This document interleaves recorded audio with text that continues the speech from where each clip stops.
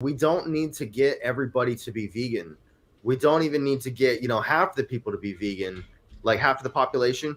I don't, we may not even need to get like 10%. All we need to do is get enough people who are animal lovers or who are, sympathetic to our cause to not get in our way when we make new laws to ban slaughterhouses.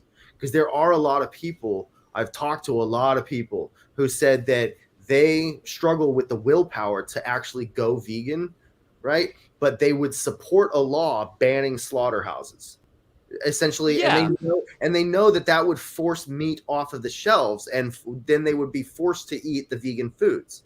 This is a totally. strange situation, but it's something we have to realize is true, and I we don't can think it's that strange though, man. I think what you're doing is that's hopeful, right? That's hopeful, and I'm a big fan of that. I'm a big fan of hope, but that's not that strange. When they passed seatbelt laws, people were like, "I don't want to buckle my seatbelt, but if you put it on the ballot, I'll vote." I know a lot of people dying, and a lot yeah, of shit's going on because of seatbelt or motorcycle helmets. I don't want to wear a motorcycle helmet. Da da da da da da. Cigarette laws.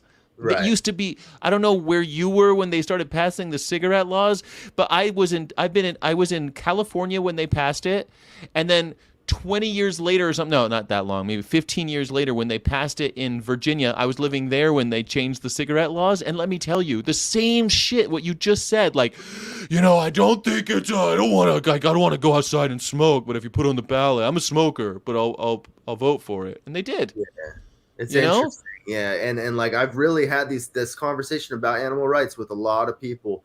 So I think it is hopeful because we struggle with veganizing everybody, because and it's really just a willpower thing and an availability thing. If there was more vegan foods available to them, and if their social, like if all of their friends were vegan, then they'd be vegan. You know what I mean? Because I think the strongest predictor of our behavior is the social circumstances in which we're raised and what we currently find ourselves in, the norms of our culture.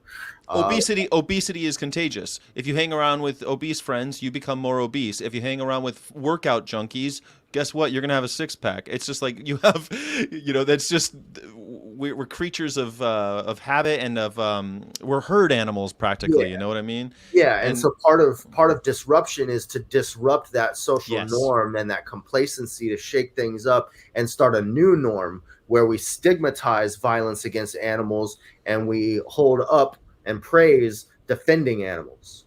yeah, I couldn't agree more. I think yeah. I Noam Chomsky, who should be vegan and isn't, another one of those atheists that for some reason doesn't fall in line, doesn't want to live an ethical life. He talks about like these that 20% are these agenda setters. They're the ones that have like college degrees and they're up in high places, and then the rest of the 80% kind of follow orders. They don't want to rock the boat too much. They don't want to they just want to live their lives, and then there's like these upper echelon of people that are like the real money, the real power. But there's that 20%, and if you could convince that 20% of just doing the right thing most of the time, they'll set the agenda. That's how slavery was, how human slavery was abolished, was exactly what you're talking about. They didn't want to give that shit up.